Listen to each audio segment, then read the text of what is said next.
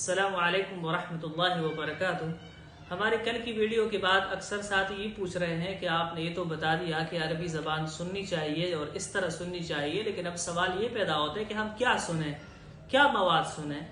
تو اس حوالے سے پہلی چیز یہ ہے کہ اگر صرف سننا ہے تو سننے میں سب سے اچھی چیز پھر بیانات ہوتے ہیں، محاضرات اور لیکچر ہوتے ہیں۔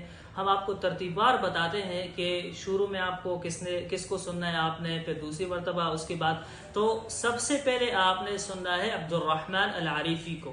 ان کی عربی انتہائی آسان بھی ہے اور واضح بھی ہے، بہت ہی آسان عربی میں یہ بات کرتے ہیں۔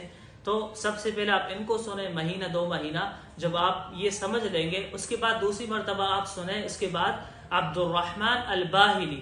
عبدالرحمن الباہلی بہت ہی اچھے بیانات کرتے ہیں اور ان کے بیانات اخلاقی موضوعات پر ہوتے ہیں، والدین کے حقوق، پڑوسیوں کے حقوق اور معاشرے کے مختلف مسائل اور حقوق کے حوالے سے ان کے بیانات ہوتے ہیں، جمعہ کے بیانات ہوتے ہیں لیکن انتہائی بہترین ہوتے ہیں۔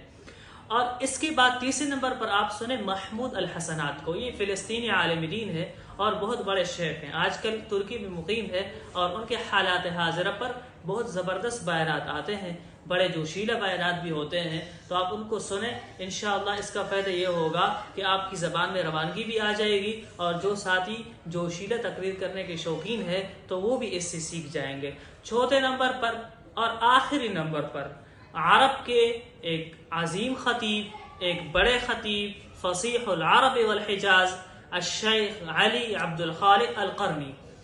ان کے خطبات علم کا، ادب کا اور فن کا خزانہ ہے۔ ان کے اندر آپ کو ادب بھی ملے گا، بلاغت بھی ملے گی، فصاحت بھی ملے گی، بدیع بھی ملے گا، معانی بھی ملے گا، سب کچھ ان کے بیانات پہ آپ کو ملے گا۔